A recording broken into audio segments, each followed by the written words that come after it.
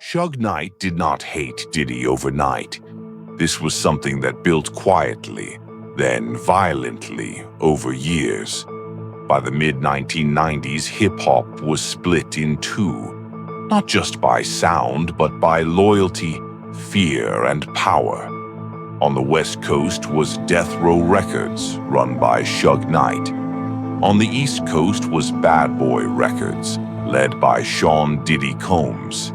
At first, it was business. Then it became personal.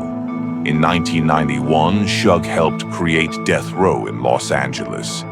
With Dr. Dre and Snoop Dogg, the label rose fast and hard. 2 years later, Diddy launched Bad Boy in New York. Biggie Smalls became the face of the East Coast. As Bad Boy's influence grew, Suge saw Diddy as someone invading his territory and threatening his control. According to former detective Greg Kading, tension between the two men existed long before Tupac and Biggie were involved. In 1995, everything changed. Suge believed people connected to Bad Boy were responsible for the death of his close friend, Jake Robles. From that moment on, Suge no longer saw Diddy as a rival. He saw him as an enemy. The violence around both camps intensified. In 1994, Tupac was shot 5 times at Quad Studios in New York. He survived, but believed Biggie and Diddy had prior knowledge of the attack. There was no proof, but Suge believed him. That belief hardened into anger. When Tupac signed with Death Row, Suge felt the war had chosen sides. Behind the scenes, fear was growing. Diddy hired members of the Southside Crips for protection while in Los Angeles. Investigators later said this was because Suge was actively looking for him. At a Death Row Christmas party, Bad Boy executive Mark Bell was beaten and questioned about where Diddy lived. For Suge, this was no longer about music. It was about dominance, retaliation, and respect. On September 7, 1996, after the Mike Tyson fight in Las Vegas, Tupac and Suge were ambushed in a drive-by shooting. Tupac died 6 days later.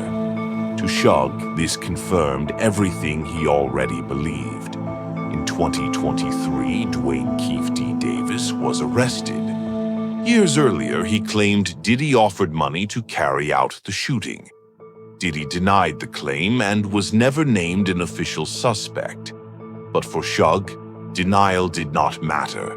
6 months after Tupac's death, Biggie was killed in Los Angeles. Another drive-by, another unsolved murder.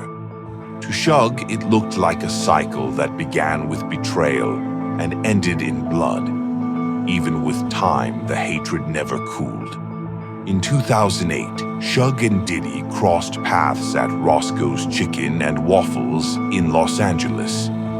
Testimony later suggested an attempted ambush. No shots were fired, but the threat was still there. Today, Suge Knight is serving a 28-year prison sentence.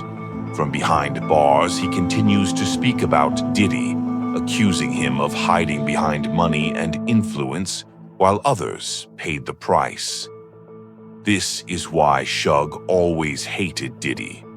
In his mind, Diddy crossed into his territory, disrespected his power, and set events in motion that led to irreversible loss. Whether those beliefs are true remains disputed, but to Suge Knight, they are facts. What began as animosity in the 90s has never truly ended, and it's still affecting people today.